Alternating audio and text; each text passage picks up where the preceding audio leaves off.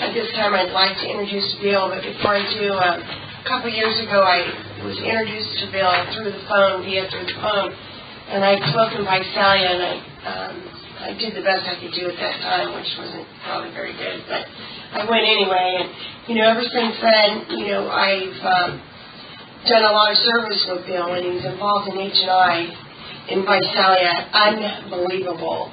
Every time I would call him and ask him to speak here, he's either doing H&I or he's going on vacation. So I'm really glad to finally get him here, and at this time I'll introduce Bill H. Thank you.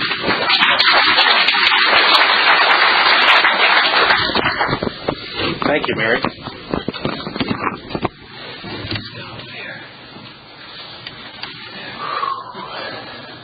I didn't know you were going to invite 500 of your favorite friends. I'm an alcoholic. My name is Bill. Hi, Bill. Thank you. My sobriety date is Monday, the 11th of April of 2005.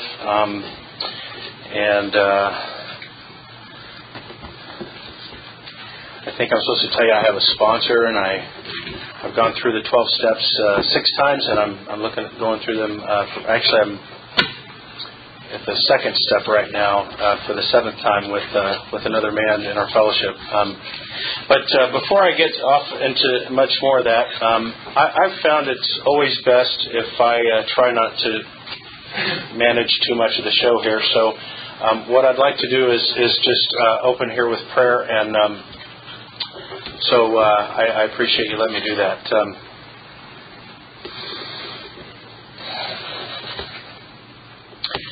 Heavenly Father, I want to thank you for another day sober. I want to thank you for this beautiful day with friends here at the Sierra Fellowship. I want to thank you, Lord, for all the blessings that you've put into my life.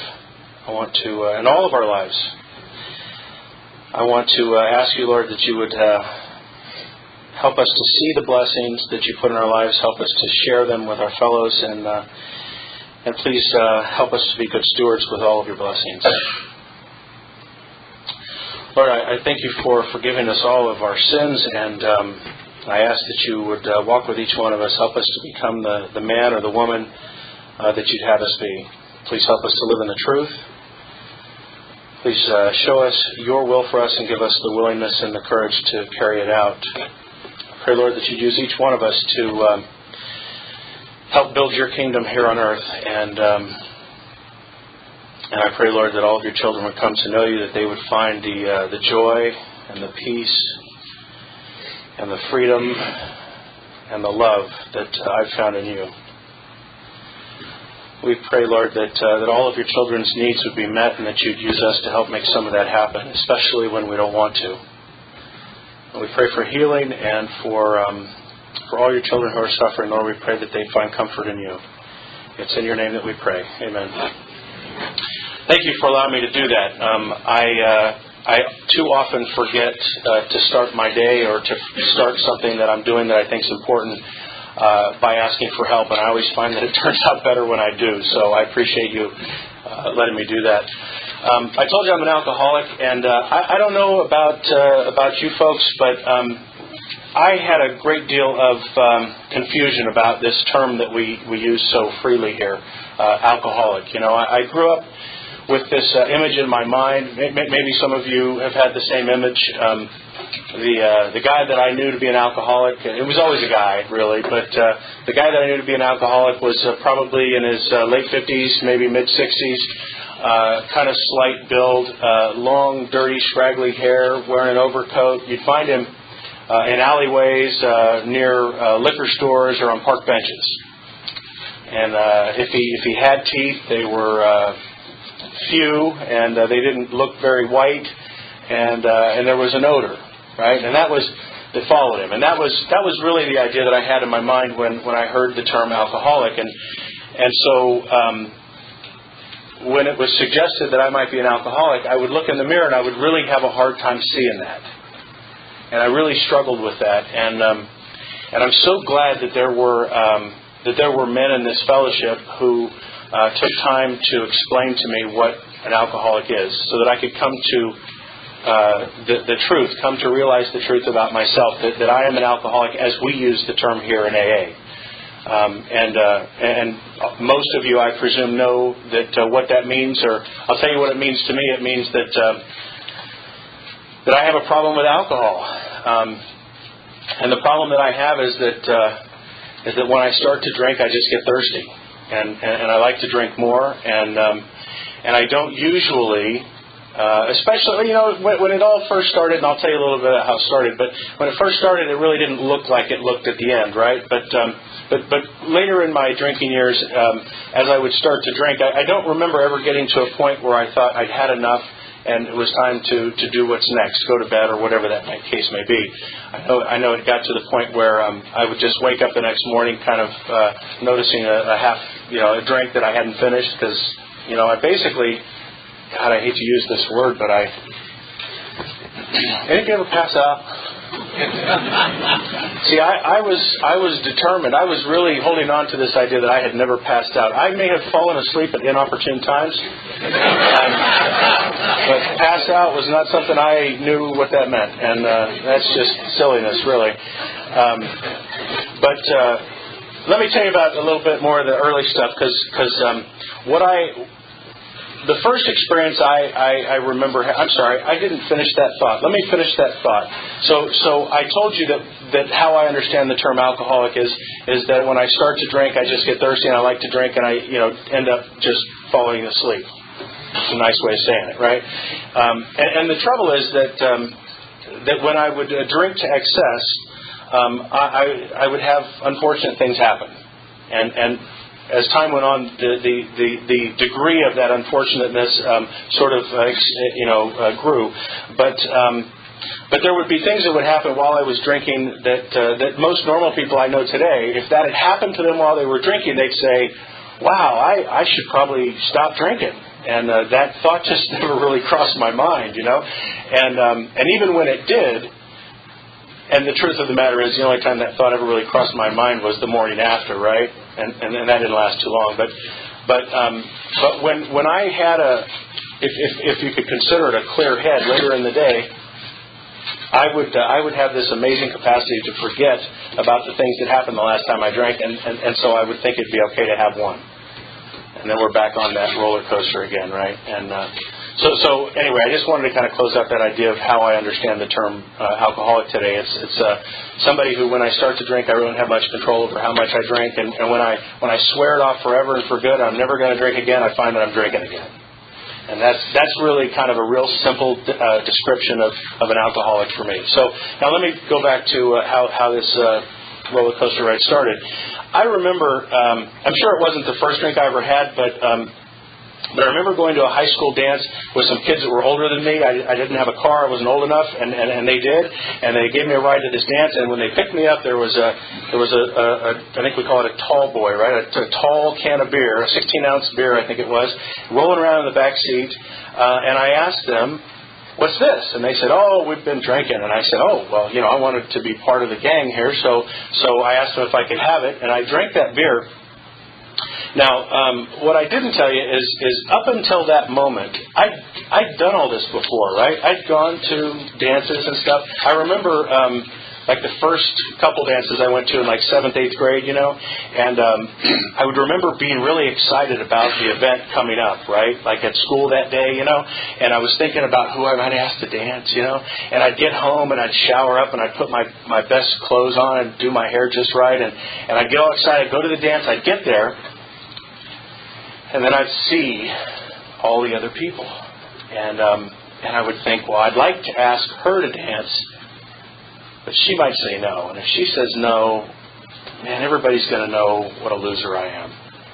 And I don't even know if I even, understood all of those fears very fully. But what I knew is that I had these fears in social environments, and so rather than participating in life, what I would do is I'd stand with my back against the wall and I'd watch other people have fun, and I would be really angry at them because I didn't get to participate, and it was just because I was afraid.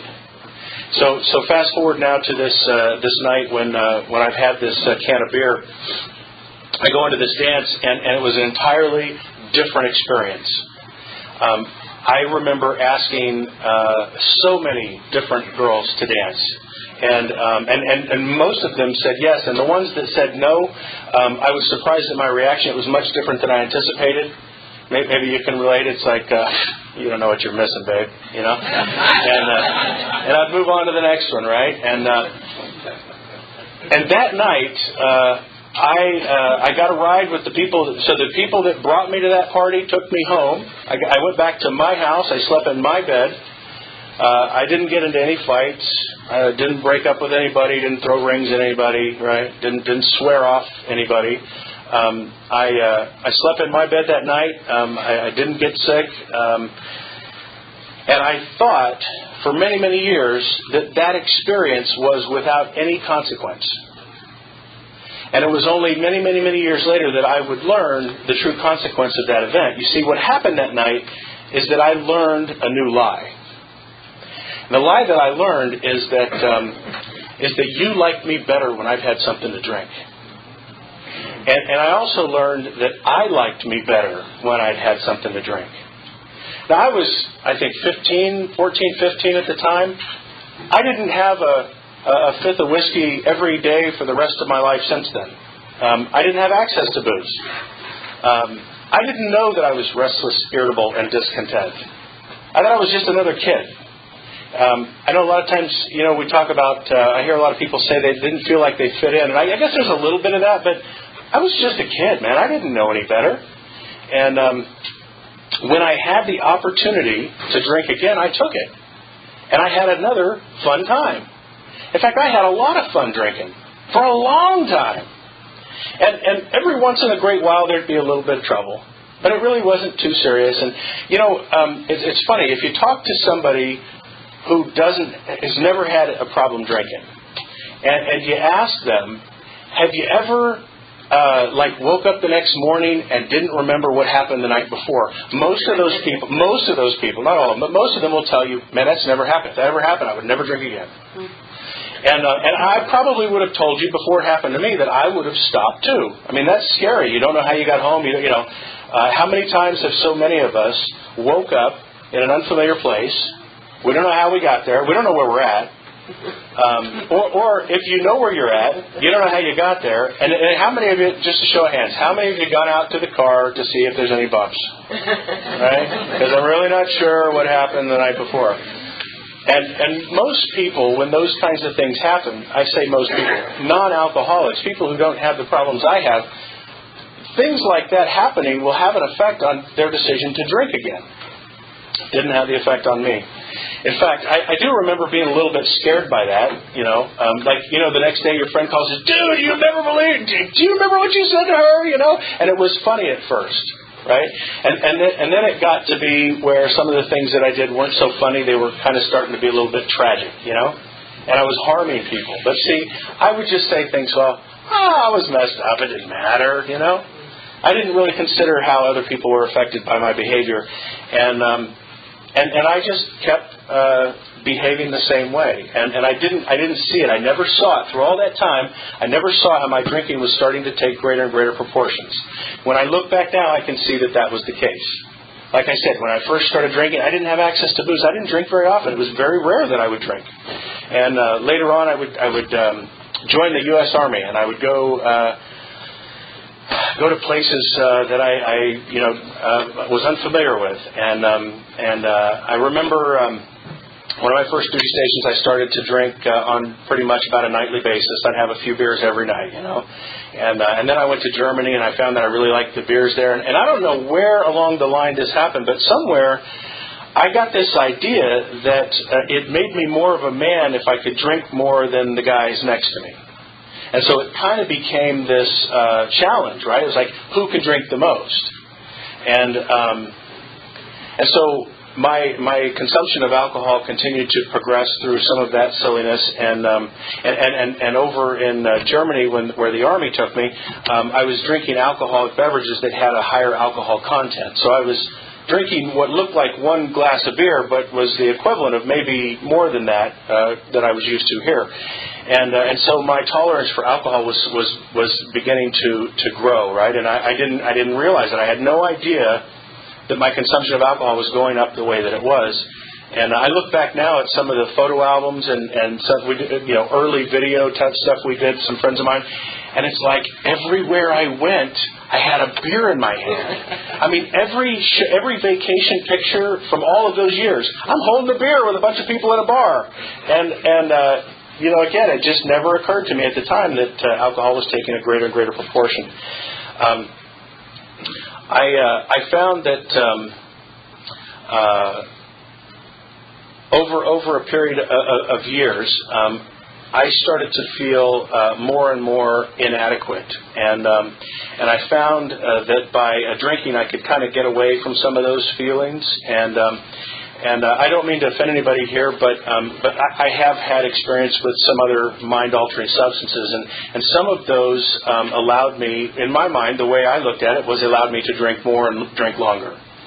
And so I got into this pattern where I was staying conscious for about 4 days in a row, and then I'd crash for 2 days, and then I'd be back for another 4 days going. And I don't know if any of you have conducted that particular human experience, or experiment. It's not one I recommend, but that experience, I thank God for today, because it really sped up the process of me getting to a place of desperation. And had that not happened for me, I'm not sure that I'd be sober today. I'd probably be drinking a great deal and continuing to rationalize that I didn't have a drinking problem. But fortunately, my family was watching. They saw what was happening to me, and they intervened. And I just, as I'm telling you this now, I realize that I've forgotten to tell you my real famous story. So I'm going to tell you, the only real story I have. I don't know, any of you guys go into the jails? Anybody go? A couple of you.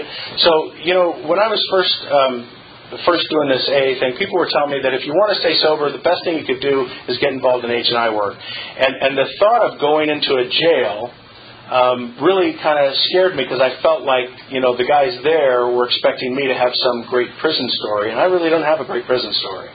So the only story I really have is this one.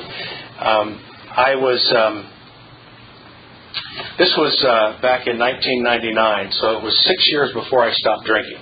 And I had he was a friend. He had been married to my sister. They were at that time divorced, but he'd been friends from high school, and we liked to drink and do lots of other things together. And he was living out at Lake Havasu, and I was driving out there to see him for what is one of those long weekends, Memorial Day, I think it was. That the one in May?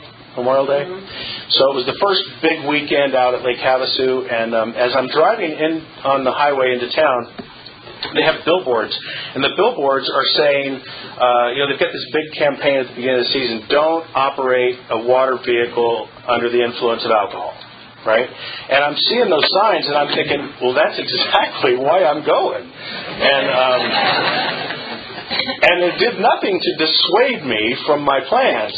I did, however, recognize there was a certain wisdom in those advertisements, and that there were a lot of people who probably shouldn't operate a watercraft under the influence of alcohol. I, however, was not one of them. And so as I'm driving into town, there's like 3 or 4 or 5 of these signs, and so I'm seeing it over and over. And then as I'm getting a little closer to town, and I'm getting reception to a radio station.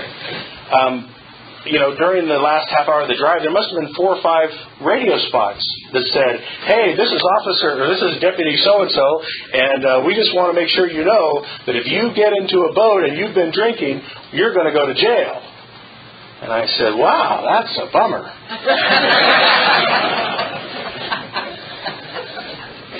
And I got to town, and we went out drinking that night, and then the next morning we got up and we headed over to the grocery store. And I'll tell you, I had this sort of, it was just a weird feeling in my gut. It was like, you should not be doing this. But I wasn't listening to that feeling. And as we walk into the grocery store, and then we walk back out with 30-pack or whatever it was, big, more beer than we needed to drink. As we're walking out, I'm just sort of waiting to get that first beer, so this feeling that something's wrong will go away. And we go and we rent a boat, Did I mention the boat? We rented a boat, and we went out on the boat, and it was an insane day. I'm not going to tell you everything that happened that day, but there were a lot of really crazy things. We got rammed by a houseboat, and some really weird stuff happened that day. And all these signs, right? I mean, in retrospect, all these signs. Oh, and I forgot to tell you, that night when I got to my friend's house, on TV, they got TV spots saying, don't get in the boat. Okay, so I got billboards. What's that? Radio, press, and TV. I don't know. We didn't see a film, but anyway.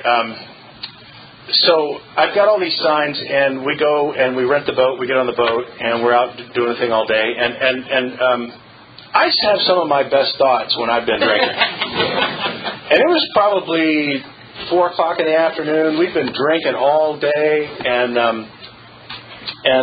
we're thinking it's about time to start thinking about heading back with the boat. And I think, hey, you know what we ought to do? We ought to do some skiing. It's a ski boat, after all. We ought to do some skiing before we take the boat back. And if you've ever been to Lake Havasu, it's common in the afternoon, the winds kick up, and there's like, I'm sure I'm exaggerating, but it seemed to me like 3 or 4 foot swells, right? Which means the top of the water and the bottom of the water are about 3 or 4 feet apart, right? When the waves kind of go. And so this is not skiing time. But I got an idea, man, and we're going skiing. So I get in the water, and my buddy pulls me around a couple times, and of course, I'm up for 3 seconds and then drinking water, and I get tired of that, and so he pulls me up, and then he jumps in, and so I start pulling him, and much the same kind of thing happens. You can't ski in that kind of water; it's nonsense. But I got another great idea.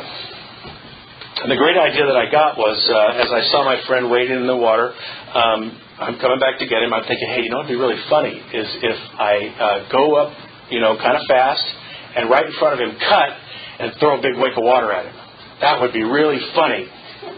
And as I went around that corner, there was something, really like a knife in my stomach that just said, dude, something just really bad happened.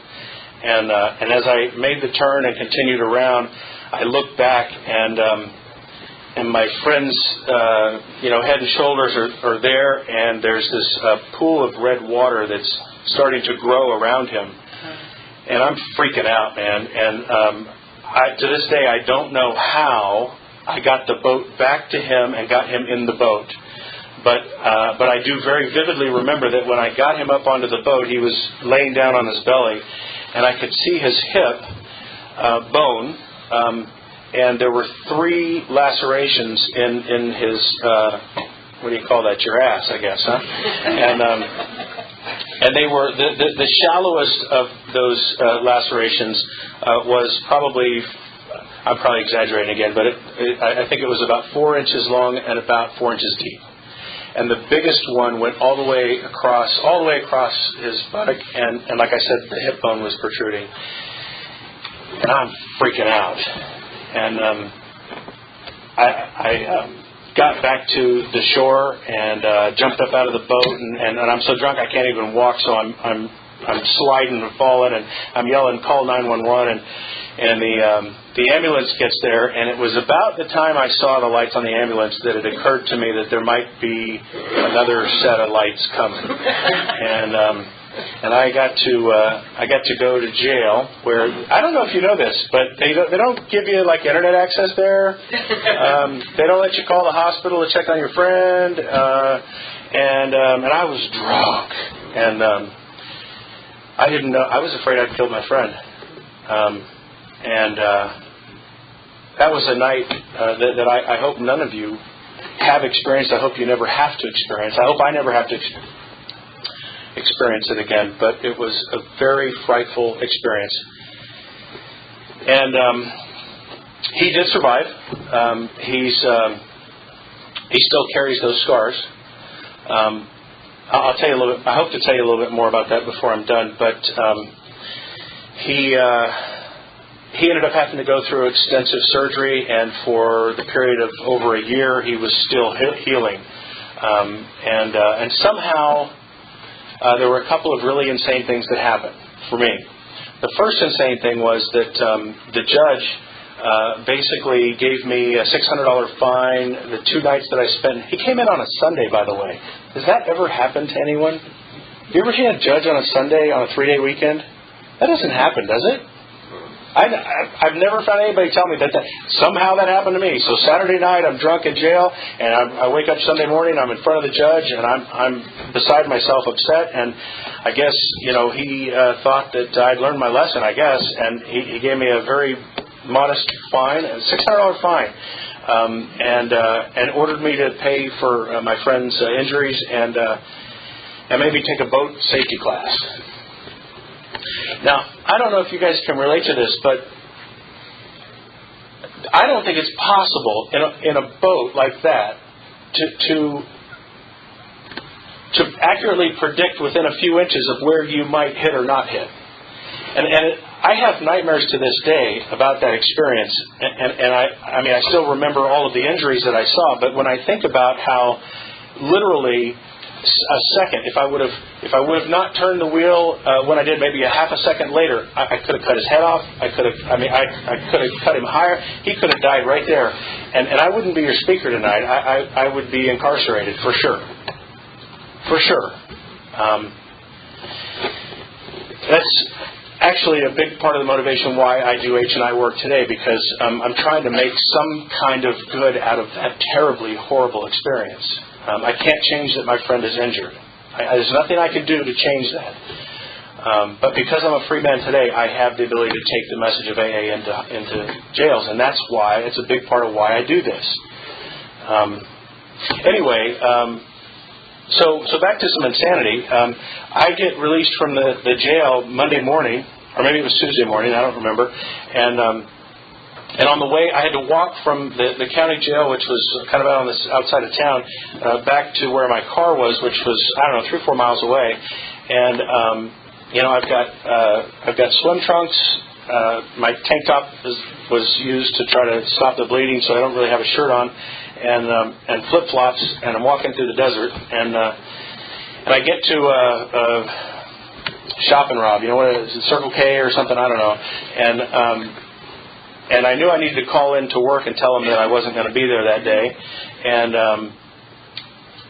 the crazy thing is I needed a drink, man. I still think about that today, and I just can't believe the severity of my circumstances. And I'm drinking again already. That's just crazy. Anyway, so that was 6 years before I got sober. And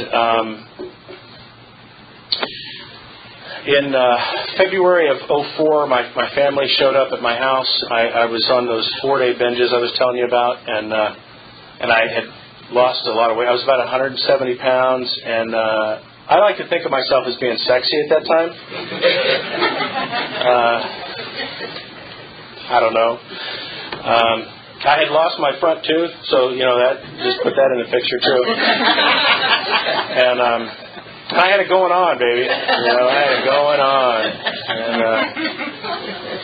so my family shows up and they tell me, "Hey, we're tired of watching you kill yourself. We need you to go get help." And I don't know if you guys have been there, but at that moment, I was so defeated.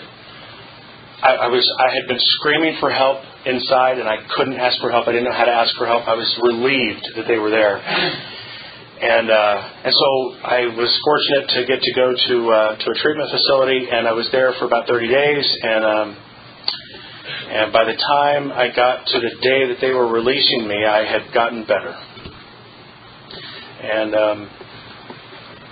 I used to think that I used to call that institutional sobriety, where it's really not your choice. It's like you really have no choice, institutional sobriety. But the truth of the matter is I didn't even have institutional sobriety, because I had managed to con and manipulate the staff there into dispensing some medications that I really didn't need. And it was just nonsense. And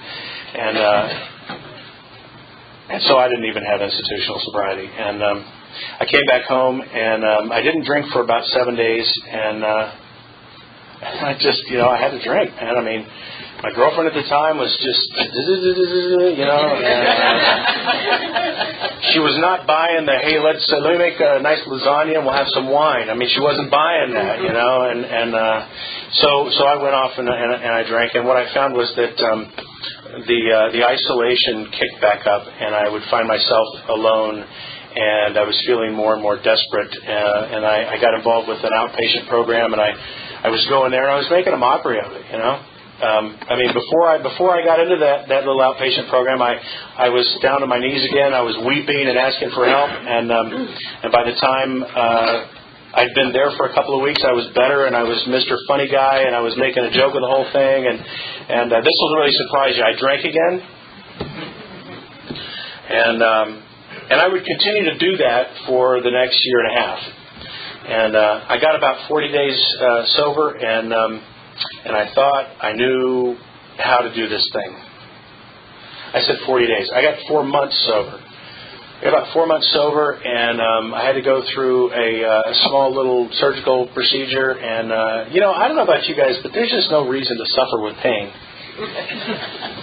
And my mind and my body don't know the difference between a doctor-prescribed pain medication and whiskey. I mean, I just really don't, I mean, any of those things make me thirsty. And so I found myself drinking again, and I'm telling you this story because this week I got asked a question, and I'm not going the direction I planned. I wanted to tell you about some of the things that have happened since sobriety, and that tags back into where I was going with that piece. I did eventually get sober, and it was after that little surgical weekend experience. I got up and went to the Alano Club morning meeting because I'd been doing that for months, and I didn't know not to do it. And I didn't go there that morning thinking I'm gonna get honest and I'm gonna get sober. I didn't go there thinking I'm gonna really apply myself to this process. I didn't go there thinking I ought to call my sponsor. I went there just because that's what I did, and I didn't know any different.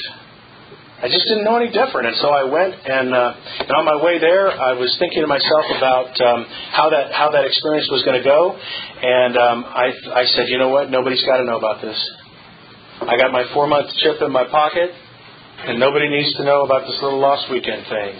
It's all cool, and if you've ever been to the dentist when they do the X-rays and they put that big lead blanket thing on you, as I was driving to the Delano Club, I felt like there were 400 of them on me. It was difficult to breathe, and I was just overwhelmed with this burden. And I got to that meeting, and they did something that they hadn't done before. They asked me to start the meeting with the little daily reflection reading. That's how they do that meeting. And so I read that, and before I was done reading it, I was weeping. I mean, how embarrassing is that, right? In front of a group of people. And I told them I drank again, man. I said, man, I drank again. I can't believe I drank again. And there wasn't anybody there telling me I was a loser. There was nobody there telling me that, if you apply yourself, maybe you'll get this thing. Thankfully, there were people there who had empathy. And they said, what do you want to do about it? And my sponsor said that same thing to me. I had all kinds of ideas and conjured up in my mind about how my sponsor was going to react to this news. No big surprise to him, really, but he just asked me, he said, what are you going to do? And I did the best I could to commit myself to the process of recovery at AA. And I started working the steps in earnest. He gave me assignments to do, and every night before I'd go to bed, I would write answers to questions he gave me, or I would journal on what I was thinking. And I don't know if any of you have had the experience of doing that journaling stuff, and I probably should do more of it, but for a good year, I did that every night. I would even if it was just one sentence and that's all I had in me, I would just write something. And some nights I'd be up for half an hour writing, and this amazing stuff would come out, stuff that I didn't even know that I thought, some truths. And And along that process, there were some other things that happened for me, things we call a spiritual experience or a spiritual awakening. One of those I'd like to share with you. I was laying in bed on a Sunday morning, and at that time I was really still kind of liked the idea of sleeping in when I could, and I mean I was unemployed, so I mean it was hard to find days I could sleep in. But I was sleeping in on a Sunday morning. I don't know if you've ever felt this, but you know how like there's something telling you to get up, and you're like, oh man, I just want to go back to sleep, and you're rolling around trying to go back to sleep. Well, this thing that was nudging at me was this thought was telling me, get down on your knees and pray. I didn't really like that thought, and I'll tell you that today I don't believe that I have to be on my knees for God to hear what I'm saying. I do find that something important does happen when I do get on my knees, but it's not necessary. And so that morning I keep having this thought, I got to get on my knees, and I'm like, I'm not going to do it, man. And I try to roll over and I try to fall back asleep, and I can't fall back to sleep. And so I finally, in desperation, just say, you know what, screw it. I'm going to do it, and I'm going back to bed. And I got down at the edge of my bed, and I got on my knees, and at that time I used to pray in my thoughts.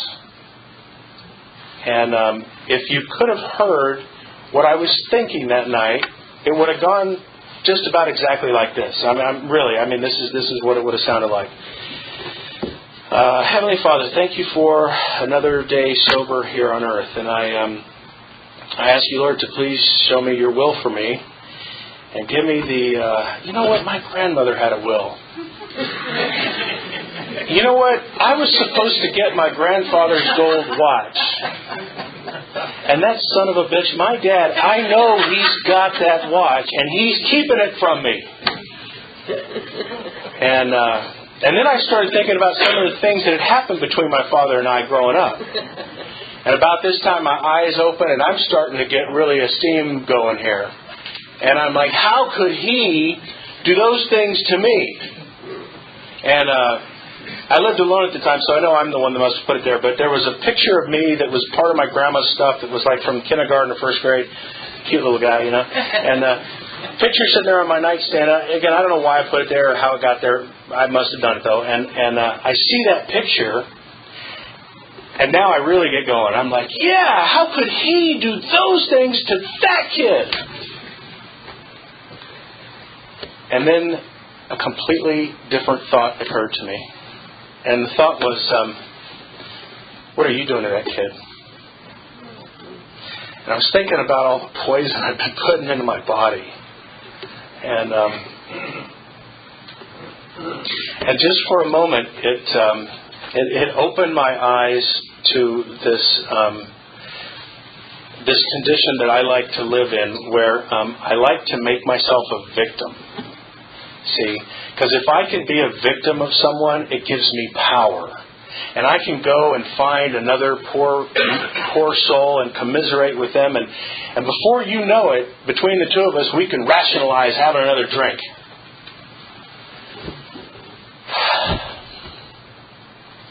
And it changed that day. A little bit. Bill talks about a guy named William James and how he influenced the writing of the Big Book, and they talk about spiritual experience. If you haven't read it, there's an amazing appendix. It's about a page and a half long in the back, Appendix 2, called Spiritual Experience, and it really helped me to understand that we don't all have this kind of white light experience like Bill describes in his story. And I'm so glad that's there, because I didn't have this white light come to Jesus thing, right? I had experiences just like the one I've told you, and many others just like them. You know, like going to the meeting and somehow that day, the day of the reflection, is exactly what I'm going through. I mean, how does that happen, you know? And then all the things that can't happen, you know, that happen anyway. There's just so many of those things that I get to the point where it just can't be a coincidence anymore. There has to be something greater than me at work here. And that something greater than me can be as simple as another person who's sober, who's saying, hey man, you don't have to drink today. Let me show you what I do to not have to drink today. Or it could be something rather majestic up in the heavens. I don't know. I haven't met him yet, so I don't know. But there's definitely something greater than me, more powerful than me. And I've had a number of these sort of prayerful experiences. I was talking with somebody today about that same type of thing. He was saying how he was praying for this guy that something would happen for him, and lo and behold, it happened. And I'm like, yeah, it's just another coincidence, My life has changed in a dramatically positive way as a result of doing what you people here in AA do. The process of going through the steps and getting to know more about myself and how to deal and how to live with myself and how to get along and deal with people around me, and then how to interrelate with this higher power, whatever it is. Those have been some very valuable lessons, and along the way, one of the things, I really didn't explain this, but early in recovery, for the first 2 years I was sober, I felt it was necessary for me to stay away from my father.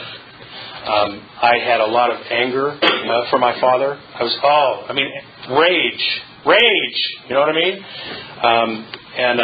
I remember talking to my sponsor at one point about the 4th step, and I said, yeah, I see that 9th step, and I just don't know what's going to go on with my dad, And he says, well, I'll tell you what, champ, why don't you just do the 4th step right now, and we'll let that sort out, And because I was convinced my father, there was going to be some amends around my father, and he was going to be making them.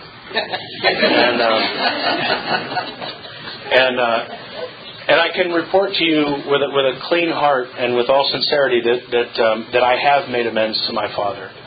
And it took me about 9 months of going through sober, working the steps, working with a sponsor to get to where I could make that amends. And then it was another year and about 3 months before I got to another very important point. And that point was somewhere somebody must have said something to me, and it occurred to me that if I had a son, I sure wouldn't want him to treat me the way I'm treating my father.